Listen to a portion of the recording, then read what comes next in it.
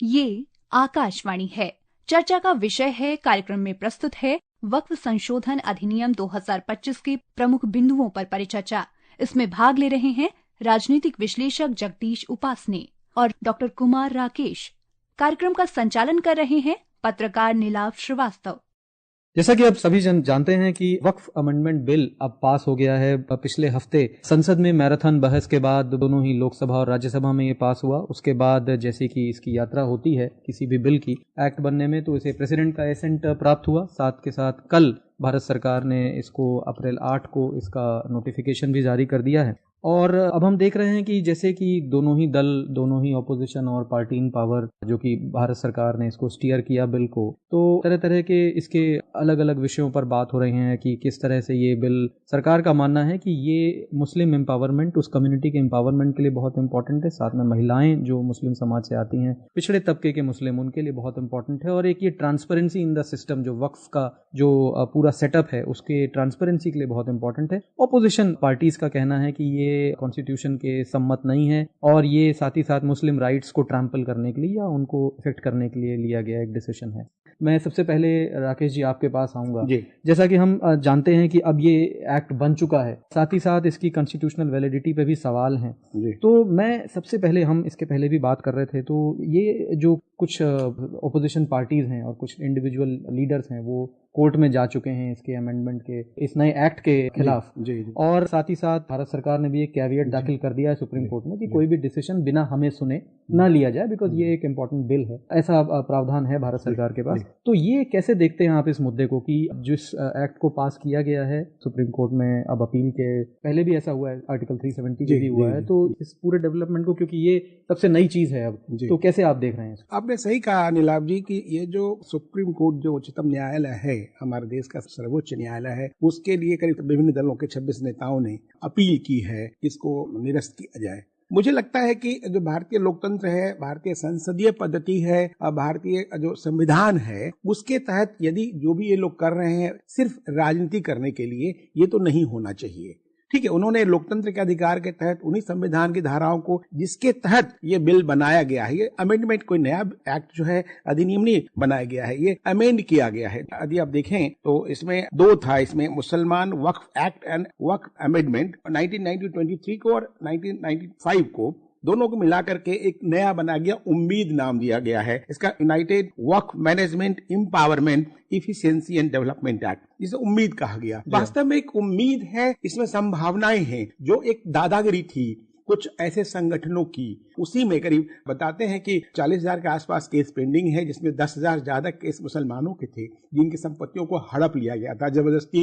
वक्फ का मतलब है दान की बात है, स्वेच्छा से किया गया दान, और उसका उपयोग क्या होगा। माने अब कोई ऐसी कॉलेज नहीं चल रहा है, संस्थान नहीं चल रहा है, कोई दवाखाना नहीं चल रहा है, पूरा सरकार ने जो ये व्यवस्था की है उन सभी मुसलमानों में एक खुशी की लहर है। पहली बार देखा गया कि भारत सरकार के इस निर्णय से कई जगह पटाखे चले और लोगों ने खुशियां मनाई। जो पसमंदा समाज है, जो युवा है, जो महिलाएं हैं, उनको अधिकार देने की बात है। एक जो सुप्रीम कोर्ट में जो बातें गई हैं, मुझे लगता है इस पे भी चर्चा होनी चाहिए, चिंतन होना चाहिए, मनन करना चाहिए, सुप्रीम कोर्ट को भी, संसद को भी। जबकि ये एक्ट, जैसा आपने बताया कि माननीय राष्ट्रपति ने उनको अंतिम मुहर लगा दी है, विधेयक बन गया, संसद ने पास किया ट्रांसपेरेंट तरीके से, 12-12 घंटे बहस चली, सभी दल के लोगों ने हिस्सा लिया।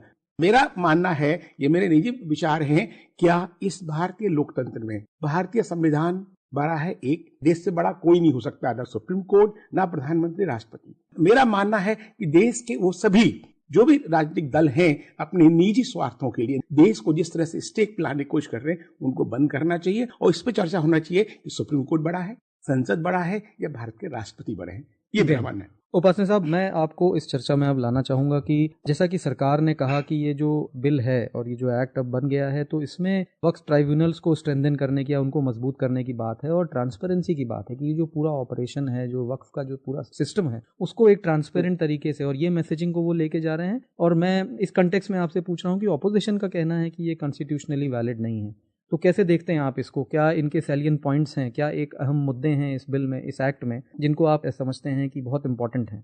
देखिए, कॉन्स्टिट्यूशनल नहीं है ये कहना, तो ये तर्क तो राजनीतिक तर्क है, क्योंकि जो 2013 में संशोधन किए गए थे वक्फ बिल में, वो बल्कि अनकॉन्स्टिट्यूशनल संशोधन थे। संविधान से ऊपर के अधिकार दिए गए थे, जिसमें ट्रिब्यूनल के बाद अपील करने का अधिकार समाप्त कर दिया गया था, जिसमें अब जिसको क्रिमिनल प्रोसीजर है, जिसको भारतीय न्याय संहिता कहा जाता है, उस न्याय संहिता में जमीन पर अगर वक्फ बोर्ड दावा करे तो जमीन मेरी है ये प्रूव करने का जिम्मा जमीन के मालिक को दे दिया गया, जबकि कानून ये कहता है, जो भारतीय न्याय प्रक्रिया संहिता कहती है कि जब आप किसी पर आरोप लगाते हैं तो आरोप प्रूव करने का अधिकार आपको। तो अनकॉन्स्टिट्यूशनल बदलाव 2013 में चुनाव 2014 के चुनाव की, लोकसभा चुनाव की अधिसूचना और मॉडल कोड ऑफ कंडक्ट जारी होने के कुछ ही दिन पहले कैबिनेट ने क्लियर किया, संसद ने पास कर दिया और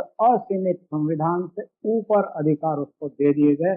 और गृह मंत्री अमित शाह ने संसद में कहा कि अगर इतने कड़े प्रावधान नहीं बनाए गए थे 1995 के वक्फ बोर्ड बिल में, उसको संविधान से अदालती जांच की उससे ऊपर न कर दिया गया होता, तो हमको यह संशोधन बिल लाना नहीं।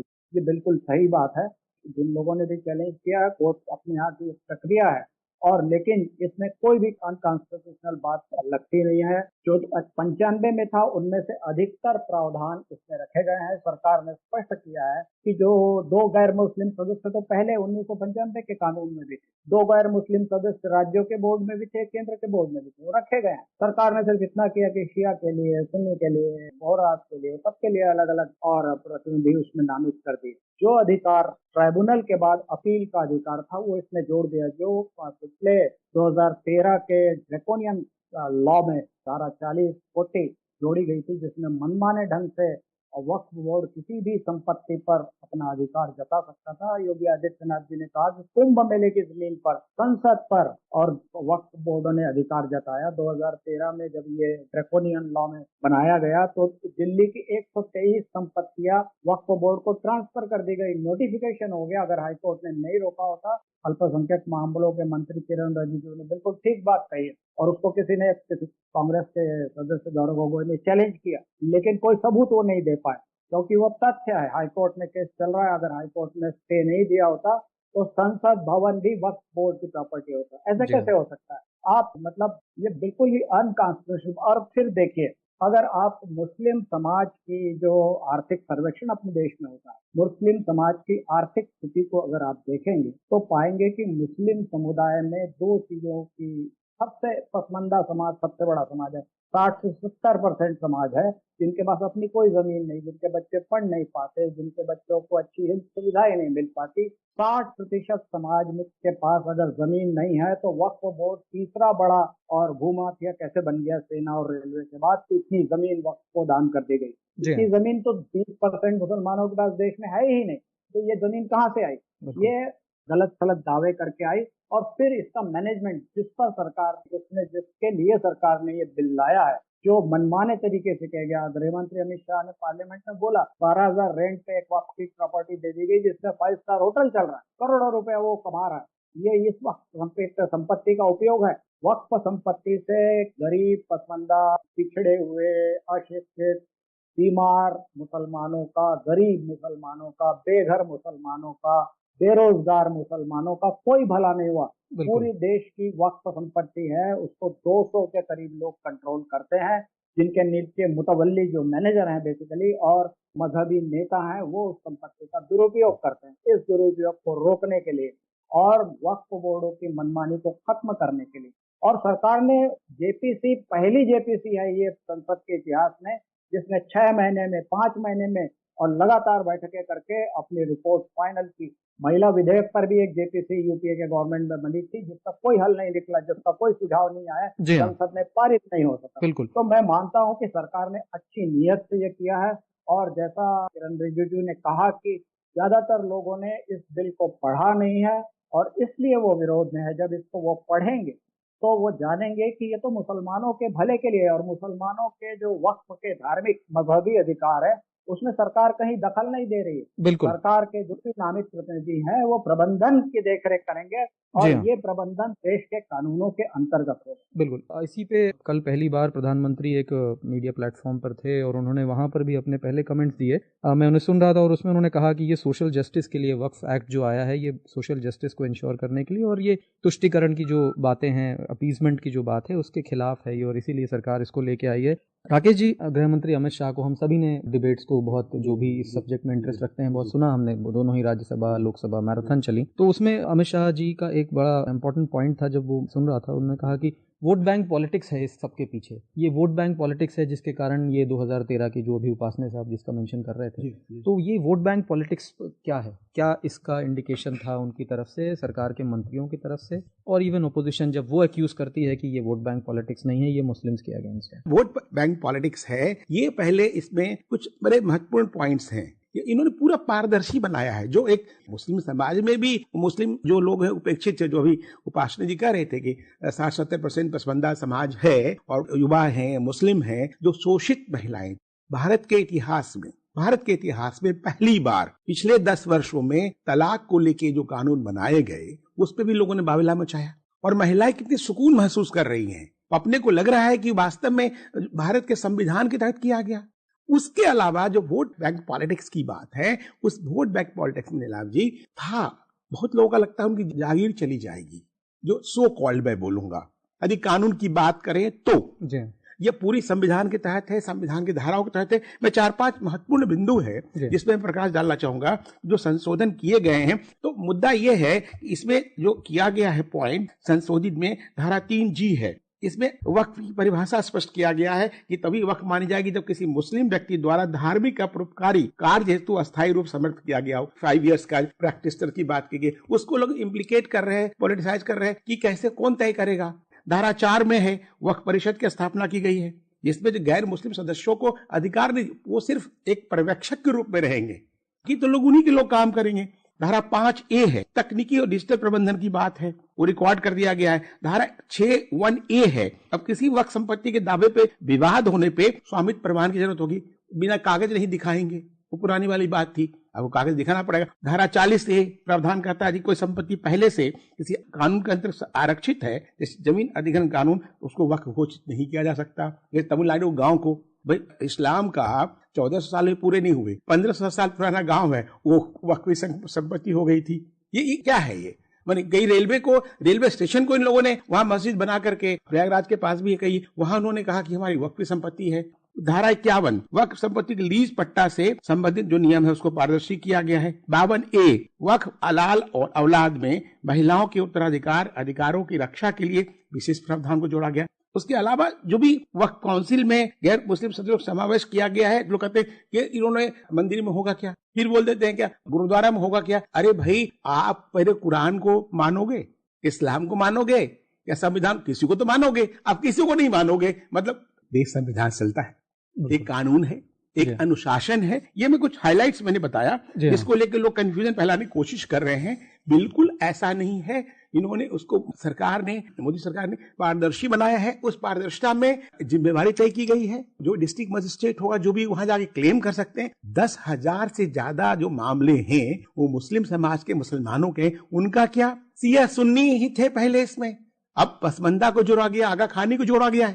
तो ये जो समाज को समावेशी जो बात कही गई, जो आपने माननीय गृह मंत्री अमित शाह जी की बात कही, तो ये बहुत बड़ा ये क्रांतिकारी कदम है। बिल्कुल, देश के लिए, समाज के लिए, खासकर मुस्लिम समाज के लिए। ये जो तथाकथित कुछ लोग हैं, हम देख रहे थे कि जिस तरह से आपने बताया कि इन कुछ सेक्शंस को आपने साइट किया, श्रोताओं के बेनिफिट के लिए एक बार हम जो अल्पसंख्यक मामलों के मंत्री हैं किरेन रिजिजू, उनका एक वक्तव्य है जो उस समय पिछले हफ्ते उन्होंने पार्लियामेंट में, सदन में बोला था। हम उसको एक बार सुनते हैं, उसके बाद चर्चा को आगे लेके जाते हैं। गवर्नमेंट किसी भी धार्मिक व्यवस्था को, किसी भी रिलीजियस इंस्टीट्यूशन, कोई धार्मिक काम में हस्तक्षेप करने नहीं जा रहा है। ना ही वक्फ बोर्ड किसी धार्मिक स्थल की व्यवस्था में कोई भी तरीके से हाथ डालने का प्रावधान है, बिल्कुल नहीं है। ये वक्फ बोर्ड का जो प्रावधान किसी मस्जिद, किसी मंदिर, किसी धार्मिक स्थल का व्यवस्था का कोई लेना देना नहीं है। ये सिंपली एक प्रॉपर्टी का मैनेजमेंट का विषय है। कुल मिलाकर के 97,27,772 याचिकाएं ऑनलाइन, फिजिकल, मेमोरेंडम के रूप में, रिक्वेस्ट के रूप में और सुझाव के रूप में पूरे तरह से सरकार ने देखा है। वो जेपीसी के माध्यम से हो या डायरेक्ट दिया हो, हमने सब उसको देखा है। इससे बड़ा कभी भी, इससे ज्यादा संख्या में किसी भी बिल के ऊपर में लोगों का याचिकाएं नहीं आया आज तक। कुल मिलाकर के 284 डेलीगेशन ने अलग अलग समुदाय के जो स्टेक होल्डर्स है उन्होंने कमेटी के सामने में अपने बात को रखा है, सुझाव भी दिया है। अगला सवाल मेरा उपासने साहब आपसे है कि अब क्योंकि एक्ट बन गया, कल नोटिफाई हो गया और कल भारत सरकार ने उसको इमीडिएट इफेक्ट अप्रैल 8 से वो लागू हो रहा है, तो मैं पश्चिम बंगाल की मुख्यमंत्री ममता बनर्जी उनका वक्तव्य सुन रहा था। उन्होंने कहा कि हम इसको अपने स्टेट में लागू नहीं करेंगे। जैसा कि मैं पढ़ रहा था, जैसा कि हमने समझा कि जो ये कमिटीज होंगी स्टेट लेवल पे, वो तो स्टेट गवर्नमेंट को ही फॉर्म करना है।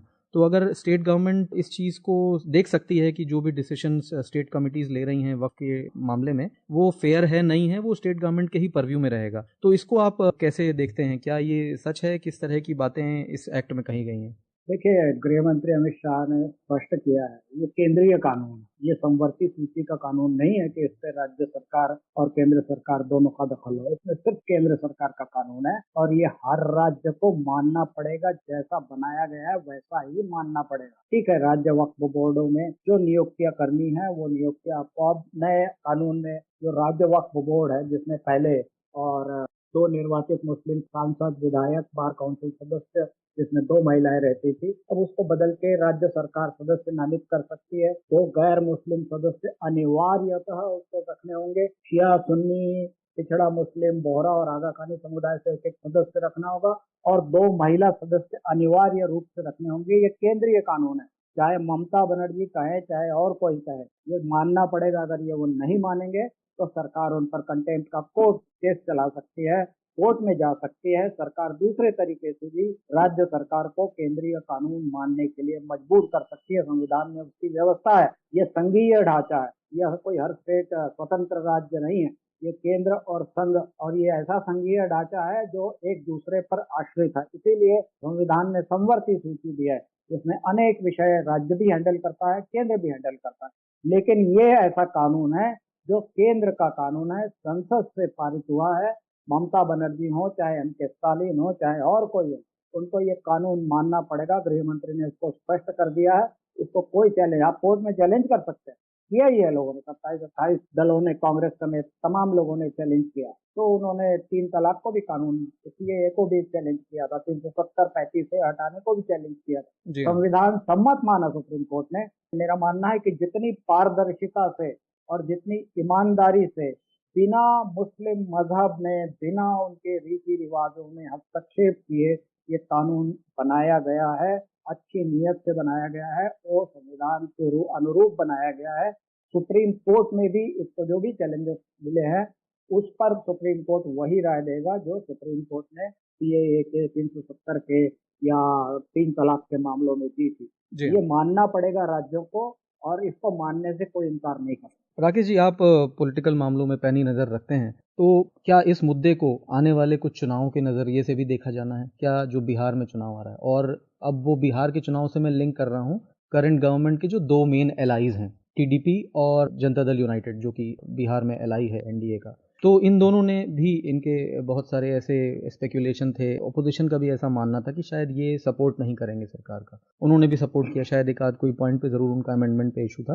तो इसको, इस मुद्दे से जब हम वोट बैंक पॉलिटिक्स की बात करते हैं और उसके बाद अगला स्टेप है कि क्या, कहाँ चुनाव है, क्या उससे इस पे क्या असर पड़ेगा, तो कैसे देखते हैं आप सरकार के जो 2 एलाइज हैं उनका जो स्टेप था सपोर्ट करने का, और साथ ही साथ आगामी चुनाव जो अलग अलग राज्यों में है, इमीडिएटली तो बिहार में है? आपने बिहार चुनाव का जिक्र किया। मैं दोनों सदनों की कार्यवाही को, मैं लोकसभा में था, राज्यसभा में सुना। जहां तक 2:30 बजे सुबह हो गई थी, ऐतिहासिक था, आप लोग भी रहे और लगा कि ये देश में क्रांतिकारी बदलाव है तो उसका साक्षी होना चाहिए। तो संजोग से दोनों अलग अलग दिन थे और सबको सुना। और सबसे बड़ी बात है, सैल्यूट टू केंद्रीय गृह मंत्री अमित शाह जी को। उसके अलावा जो भी भाषण हुए, जो भी बातचीत की गई, उसमें मुझे ऐसा लगता है कि जहां तक आपने बात कही जेडीयू की और टीडीपी की, तो उनसे पहले चर्चा की गई, उनके जो भी अमेंडमेंट्स थे उनको लिए गए, उन अमेंडमेंट का समावेश किया गया इस विधेयक में। चिराग पासवान को मैंने सुना संसद के अंदर भी और बाहर भी, उन्होंने कहा कि ये जो उपेक्षित समाज है, पसमानदा समाज, बिहार में पसमानदा समाज का एक बड़ा वर्ग है, बहुत बड़ा वोट बैंक है। और आपको याद होगा पिछले दशक में, मतलब करीब आज हम बिहार की राजनीति को देखिए, मैं बिहार से आता हूँ, 1990 से लेके 2005 एक भाग में बांटे और 2005 से 2025, तो वो 15 साल बनाम 25 साल कह लीजिए उसे, या आप इस तरह से उसको आप जोड़ सकते हैं। तो उस लिहाज से वहाँ जो पसमानदा समाज है वो खुश है। कुछ जो छोटे जो लीडर्स हैं, जेडीयू के कुछ लोगों ने रिजाइन किया है, उनके अपने अपने स्वार्थ हैं, लेकिन उससे कोई खास असर नहीं पड़ेगा।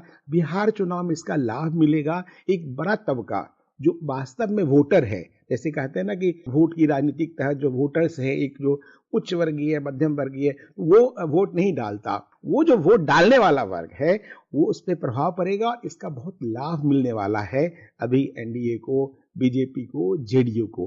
टीडीपी ने भी अपनी जो भी मान्यताएं थी, आप देखिए आते ही चंद्रबाबू ने तिरुपति बालाजी में क्या किया, कितना बड़ा क्रांतिकारी कदम। तो कहने का मतलब है कि उसका लाभ मिलेगा। और जो लोग बोल रहे हैं तथाकथित राजनीति करने की कोशिश कर रहे हैं वो सफल नहीं होंगे।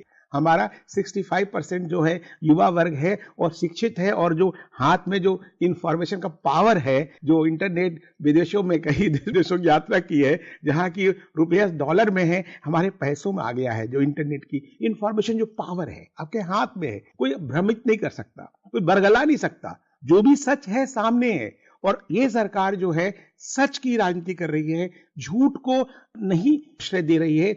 और हमारा तो देश की संस्कृति है जो विश्व में है कि भाई सत्यमेव जयते, तो सत्यमेव जयते है तो सत्य की तो जय होनी है, चाहे कुछ भी कर लें। कहते कभी कभी परास्त भी नहीं, थोड़ा सा डाउन होता है, विजय तो होगा। तो अल्टीमेटली वही है। और उसी के तहत आपने एक और अच्छी बात कही थी, तो उसी में जैसे कि दो चीजें हैं। जम्मू कश्मीर का जो वाकया है विधानसभा में, तो वो भी निंदनीय है। जब देश के संसद ने, दोनों सदनों ने पास कर दिया, तो वहां पे स्पीकर हो या सत्ताधारी दल को उनके लिए देश से माफी मांगनी चाहिए। उन्होंने बहुत गलत किया।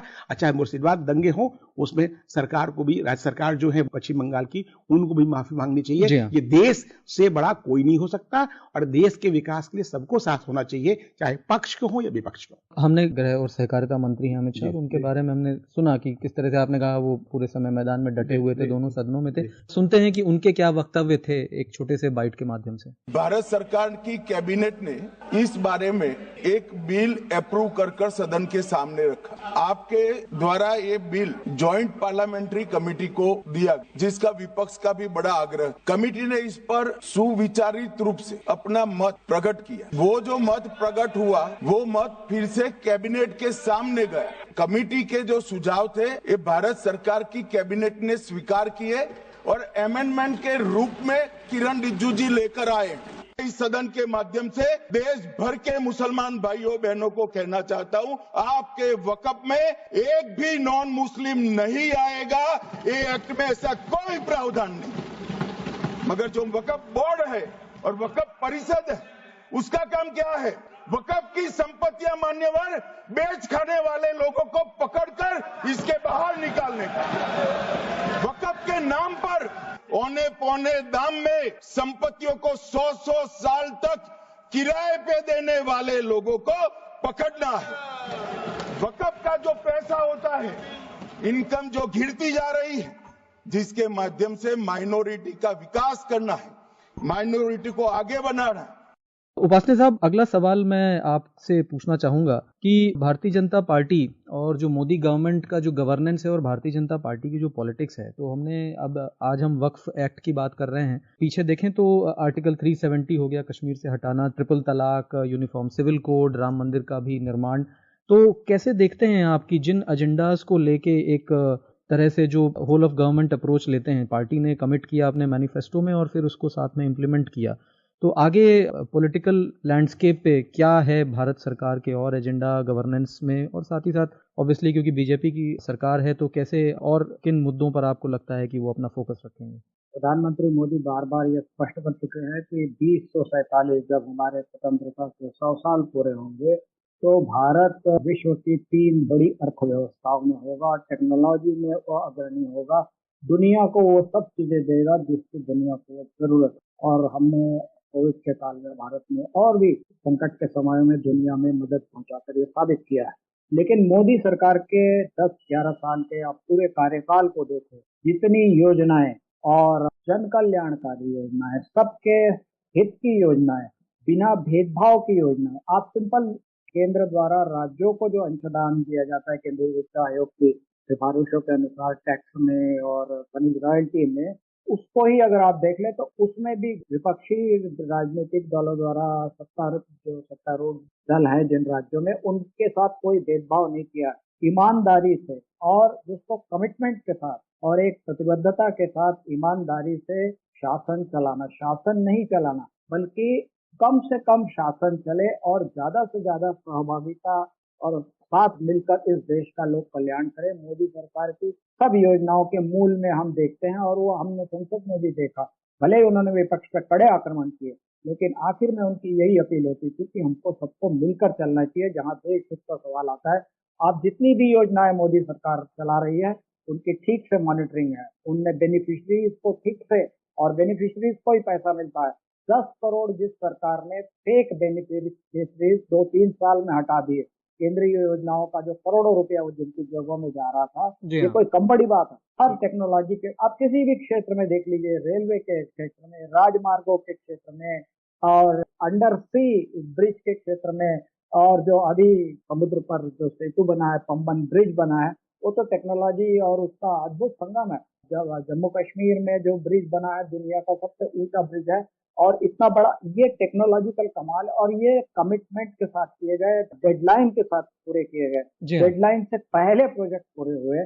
इससे पता लगता है कि मोदी सरकार जो बात बोलती है, जो उनके एजेंडे में है, जो उनके संकल्प पत्र में है, उसको वो पूरा करती है, अच्छी नीयत से पूरा करती है, ईमानदारी से पूरा करती है।